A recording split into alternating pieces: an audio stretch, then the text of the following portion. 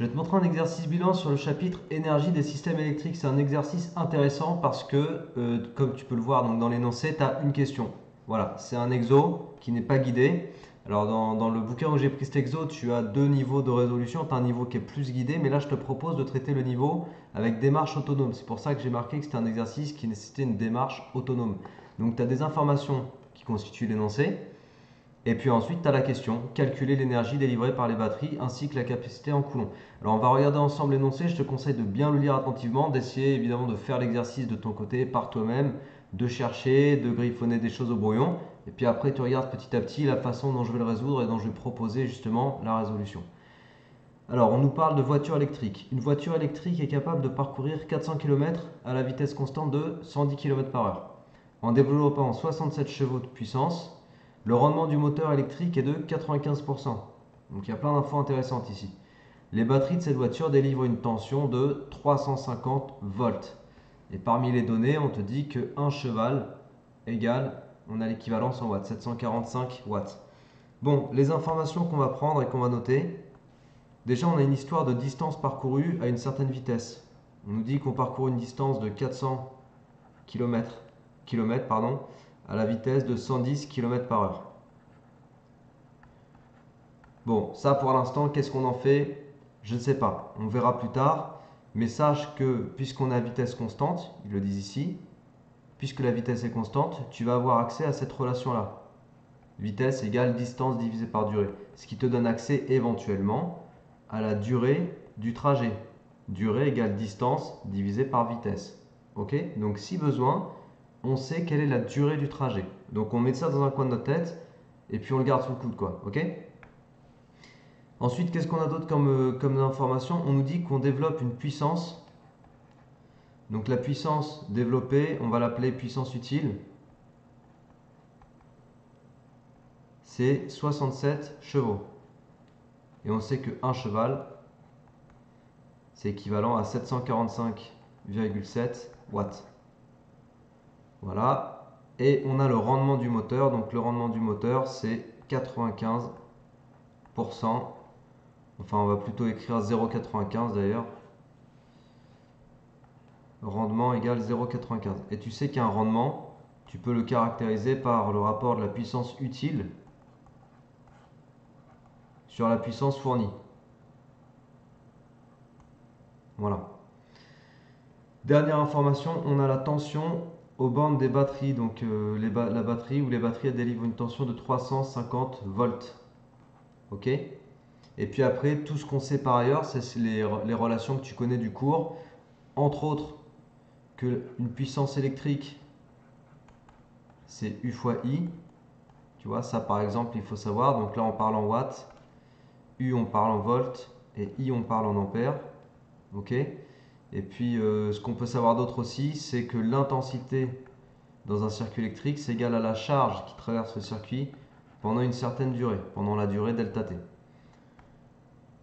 Voilà. Et donc, nous, on nous demande l'énergie délivrée par les batteries et la capacité délivrée par les batteries pendant tout le trajet, pendant la durée du trajet pour faire les 400 km. Ok? Donc, on va commencer par aller chercher l'énergie délivrée par les batteries. Dans tout ce que j'ai marqué ici, l'énergie délivrée par les batteries, c'est la puissance fournie en fait. Ok? La puissance fournie. Si tu veux, on va représenter ça ici. Tu vois là, tu as le moteur de la voiture électrique. Le moteur, il reçoit la puissance délivrée par les batteries, ce que j'appelle la puissance fournie. Et puis il sort la puissance que j'ai appelée puissance utile. Et puis il y a des pertes. Voilà, il y a la puissance perdue entre les deux. Ok? Nous, on nous a donné l'information. On nous a donné l'information sur la puissance utile. Attends, mon truc est en train de bugger. Ok, attends 2 secondes, je voulais décaler ça. Bon, ça marche pas, c'est pas grave. Donc nous, on nous a donné l'information sur la puissance utile. On nous a dit que la puissance utile, elle est égale à 67 chevaux. Donc on va commencer par convertir ça en watts, puisque 1 cheval, c'est 745,7 watts. Du coup, en watts, ça me fait 67 multiplié par 745,7. je suis même pas obligé de faire le calcul, tu vois, je peux laisser comme ça ça m'évite les résultats intermédiaires et les approximations intermédiaires. Donc je garde 67 fois 745,7, ok? Donc tout ça, j'ai utilisé cette information de l'énoncé, et puis je suis allé utiliser aussi le rapport de conversion. Maintenant, je vais aller chercher la puissance fournie, puisque je sais que le rendement c'est puissance utile sur puissance fournie. Je vais pouvoir isoler la puissance fournie. Donc puissance utile sur puissance fournie, c'est égal à 0,95, c'est le rendement. Donc ça équivaut à écrire que puissance utile, alors je vais te le faire avec une étape. Puissance utile, c'est puissance fournie multiplié par 0,95. Ok? Et puis ensuite, si je veux isoler la puissance fournie, j'ai juste à diviser par 0,95. La puissance utile, je la divise par 0,95. Sachant que la puissance utile, je l'ai là-haut. Je n'ai pas fait le calcul, mais je l'ai accessible. Pourquoi je cherche la puissance fournie? Alors je cherche la puissance fournie parce qu'on me demande l'énergie délivrée par les batteries, donc l'énergie fournie. Si je veux l'énergie, il me faut la puissance. Ok? Dès que j'ai la puissance, je peux accéder à l'énergie par la relation qu'on aurait pu rajouter ici aussi. Tu as la relation toujours vraie entre puissance et énergie. Puissance égale énergie divisé par la durée de transfert de cette énergie. D'accord? Sachant que la durée, je la connais. Donc si je détermine la puissance fournie, je pourrais aller chercher l'énergie fournie. D'accord? Puisque là, en fait, avec cette relation, j'ai énergie égale puissance multipliée par durée. Ok? Donc on est là-dedans. On est en train d'aller chercher la puissance fournie. Pareil, je ne vais pas faire de calcul à ce niveau-là. Je vais faire qu'un seul calcul à la fin. Quand je vais chercher l'énergie fournie, là, je ferai mon unique application numérique. Ok? Mais pour l'instant, j'en suis là. Et en fait, à cette étape-là du raisonnement, je sais que je peux calculer, si je le souhaite, la puissance fournie. Maintenant, je peux la calculer, puisque puissance utile, je la connais. Je connais le rendement, donc j'ai la puissance fournie. Donc maintenant, il me reste à faire quoi? Il me reste à déterminer l'énergie fournie par les batteries. Et donc avec la relation que j'ai écrite juste avant, quand je t'ai montré cette page-là, avec cette relation-là, énergie égale puissance fois durée, bah, je vais tout simplement dire que l'énergie fournie par les batteries, c'est égal à la puissance fournie multipliée par la durée delta t. Alors quelle durée delta t? Bah, la durée du trajet. La durée du trajet dont je t'ai parlé tout à l'heure en te disant avec la distance parcourue et la vitesse constante, je peux, si je le souhaite, déterminer la durée. Tu vois? Durée, distance divisé par vitesse. Donc la durée, je la connais. Alors, du coup, regarde ce que je vais faire. Puissance fournie, c'est puissance utile sur 0,95. Et la durée du trajet, c'est la distance parcourue divisée par la vitesse. Tu vois, là, je suis en train de m'amuser à faire que du calcul littéral. Alors, je t'ai dit, on est sur un exercice d'autonomie. Et puis, je rajoute aussi la petite difficulté qui consiste à dire que je fais aucun calcul intermédiaire. Je fais que du développement littéral. À la fin, je fais qu'un seul calcul. Ok? Donc, puissance utile, on a dit ici que c'était 67 fois 745,7. La puissance utile, on me l'a donnée en watts. Voilà ce qu'elle vaut. 67 fois 745,7. Donc là, je vais remplacer 67 fois 745,7. Donc là, je suis à l'étape où je vais aller faire mon application numérique. La distance, c'est 400 km. La vitesse, c'est 110 km par heure. Donc si tu divises des kilomètres par des kilomètres par heure, tu obtiens quoi? Tu obtiens des heures. Ça veut dire qu'ici, tu vas obtenir une durée en heures. Et si tu veux passer ta durée en heures et l'exprimer en secondes, il faut que tu multiplies par 3600. Un simple produit en croix te permet de comprendre ça. C'est-à-dire que si tu considères que 1 heure, c'est 3600 secondes, d'accord? 1 heure, c'est 60 minutes. 1 minute, c'est 60 secondes. Donc 60 fois 60, 3600. Donc 1 heure, c'est 3600 secondes. Si tu veux savoir 400, donc 400 divisé par 110, la vitesse, ça sera des heures, ça me donne un résultat en heures. Si tu veux savoir à combien de secondes ça correspond, le nombre de secondes, c'est la durée en heures multipliée par 3600. Ok? Je te réexplique pas comment on fait un produit en croix. D'accord? Et donc, dans mon calcul ici, si je veux pouvoir utiliser directement mon résultat à la 400 sur 110, il faut que je le passe en secondes. Si tu mets que 400 sur 110, c'est mort. Ton résultat sera faux. Parce que ça te donnera une durée en heures et pas en secondes.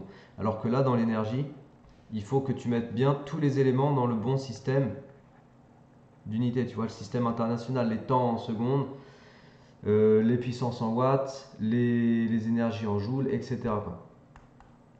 Et donc là, c'est bien ce qu'on a. On a une puissance en watts. On l'avait converti tout à l'heure. Bon, le rendement, on n'a pas d'unité. Et puis, on a la durée en secondes. Donc, des watts fois des secondes, ça va te donner une énergie en joules. Et là, je vais faire qu'un seul calcul, comme je t'ai dit. Et c'est parti. Alors, 67, 145,7.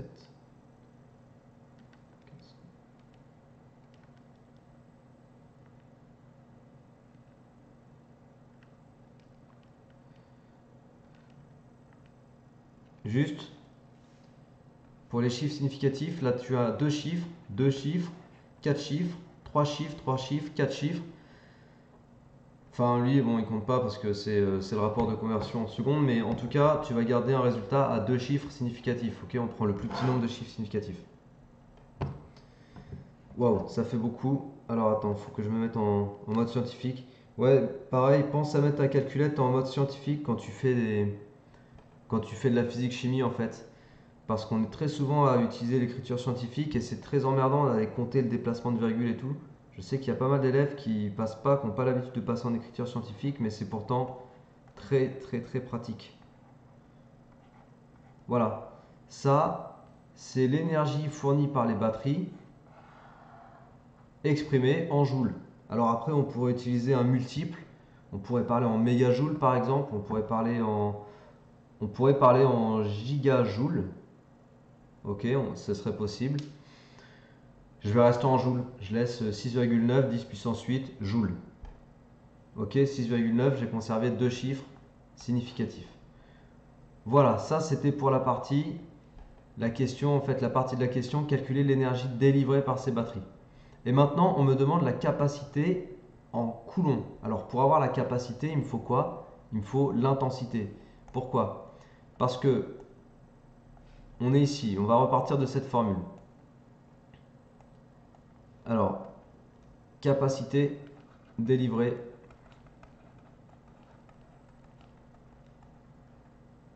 pendant le trajet.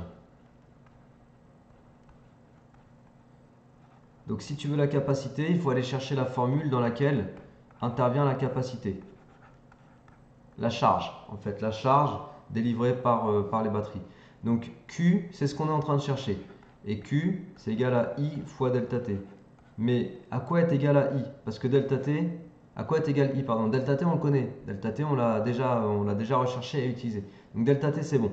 Et I, comment je le trouve? Alors j'ai une relation,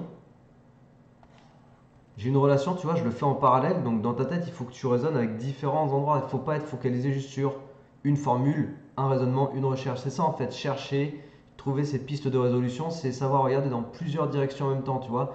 Tu es en train de chercher à isoler la capacité, Q, mais tu as besoin de I. Du coup, en parallèle, tu essaies de trouver comment est-ce que tu vas accéder à cette valeur de l'intensité. Et là, en fait, tu sais qu'une puissance, c'est égal à une tension fois une intensité. Et en fait, si tu raisonnes au niveau des batteries, on a déjà calculé la puissance fournie par les batteries. En tout cas, on l'a exprimé tout à l'heure. On connaît l'expression de puissance fournie par les batteries. Donc U fois I, je peux l'utiliser avec la puissance fournie par les batteries. C'est-à-dire que je peux isoler I et dire que I c'est égal à la puissance fournie divisé par la tension. Et ça tombe bien parce que la tension, on la connaît. Je l'avais noté au départ, c'était 350 volts. On me donnait l'information ici. Du coup, où est-ce que j'en suis? Du coup, en fait, la puissance fournie, je la connais. La tension, je la connais. Ça veut dire que j'ai I. C'est-à-dire que je vais reprendre, tu vois, le I là, et je vais le remplacer par puissance fournie divisé par U. Donc du coup, ça me donne quoi? Ça me donne que la capacité, c'est la puissance fournie, qu'il faut exprimer en watts, attention, divisé par U, multiplié par delta T. Et donc la puissance fournie, je l'avais exprimé ici tout à l'heure. Voilà, la puissance fournie, c'était ça, c'était la puissance utile divisée par 0,95. Mets ça dans ta tête, puissance fournie égale puissance utile divisée par 0,95. C'est bon, tu l'as? Donc je vais remplacer ça ici, là. Donc puissance fournie, je vais remplacer ça par puissance utile divisé par 0,95. Donc le tout divisé par U et multiplié par delta T. Donc on en est là. On en est là, et puis mathématiquement, je peux quand même écrire mon petit calcul littéral différemment. Je peux écrire ça. Donc là, j'ai manipulé mes fractions à étage, d'accord? Et delta T, comme tout à l'heure, on va l'écrire D sur V fois 3600 pour le passer en secondes. Donc je te rappelle que D est en kilomètres. La vitesse, on nous l'a donné en kilomètres par heure. Donc quand tu fais le rapport, tu obtiens des heures. Et pour avoir des secondes, tu multiplies par 3600. Ok? Donc là, j'ai bien une durée en secondes. La puissance utile, on la connaît, elle est en watts. U est en volts. Donc tout est exprimé dans les bonnes unités. J'ai plus qu'à faire l'application numérique et j'obtiendrai la capacité en coulombs. Puissance utile, c'était 67 multiplié par 745,7. La distance, c'était 400 km. Regarde, je vais faire un seul trait de fraction et puis j'ai un numérateur et un dénominateur et on fait un seul calcul. Ok? Donc ça, moi j'aime bien m'amuser à faire ça. Après, si tu es plus à l'aise à faire des calculs intermédiaires, bah, fais des calculs intermédiaires, surtout n'hésite pas. Moi j'aime bien jouer avec les expressions littérales. C'est un peu, à la limite, c'est le truc un peu divertissant que je trouve à faire, quoi. Donc, deux chiffres significatifs. Ici, 4 chiffres, 3 chiffres, 2, 3, 3. Donc on garde deux chiffres significatifs et puis c'est parti, on fait l'application. Souviens-toi qu'on obtiendra des coulombs. 400 fois 3600 sur 0,95 350 fois 110. Ok, vérification, tac tac tac. Ok, c'est bon. Donc ça fait, avec deux chiffres significatifs, environ 1, non 2 du coup, 2,0 fois 10 puissance 6 coulombs. Voilà. Donc là, tu as la charge totale délivrée par les batteries de la voiture électrique pendant toute la durée du trajet. Ok? Et donc, ça conclut cet exercice qu'on a résolu sous la forme de la démarche avancée, c'est-à-dire avec zéro guide. Juste la question, calculer l'énergie et calculer la capacité, la charge. Et c'est fini. On a mis. Attends, est-ce qu'on a mis l'unité? Ouais, coulomb, c'est bon. Voilà. Bon, bah, j'espère que ça t'a plu. Tu vois, c'est le type d'exercice sur lesquels il faut s'entraîner, évidemment, si tu veux être à l'aise dans un contrôle. Typiquement ici, c'est le genre d'exo auquel qu'il faut se coltiner un petit peu. Mais il n'y a rien de compliqué. Si tu mets les choses dans le bon sens, si tu as la bonne façon de raisonner, c'est-à-dire de ne pas faire tout en étant focalisé sur un seul truc, mais d'être un peu multitâche. Comme je t'ai dit tout à l'heure, tu vois, j'ai tracé un trait là, dans la façon de... Voilà. Juste, je reprends ce truc-là pour t'expliquer un dernier truc. Tout à l'heure, quand je cherchais la capacité, je suis parti de la formule du cours qui me donnait accès à la capacité. Et vu que je ne connaissais pas I, en parallèle, et tu vois, j'ai vraiment tracé un trait de séparation pour regarder un truc en parallèle, je suis allé regarder par quelle manière j'allais trouver l'expression de l'intensité. Et c'est vraiment comme ça qu'il faut que tu raisonnes. Tu es en train de chercher un truc, il y a quelque chose qui te bloque parce qu'il te manque une info, tu le gardes en stand-by et en parallèle, tu vas chercher l'info qu'il te manque. Tu vois, et c'est vraiment comme ça qu'il faut naviguer et c'est pour ça que tu as besoin du brouillon parce que forcément, tu explores différentes pistes en griffonnant partout sur le brouillon. Ok? Donc voilà, je t'ai montré comment traiter ce type d'exo. J'espère que ça t'a plu. N'hésite pas à le partager, à le diffuser autour de toi. N'hésite pas à t'abonner à ma chaîne, évidemment, si tu n'es pas abonné. Et puis voilà, envoie-moi aussi tes sujets de contrôle, d'interro en maths, en physique, chimie. Comme ça, je peux faire des vidéos super pertinentes avec des exos vraiment ciblés pour toi, pour tous les élèves qui regardent ces vidéos. Comme ça, bah, vous allez être encore meilleurs. Voilà, d'ici là, bah, je te souhaite de bien travailler. Motive-toi bien et je te dis à la prochaine. Allez, ciao!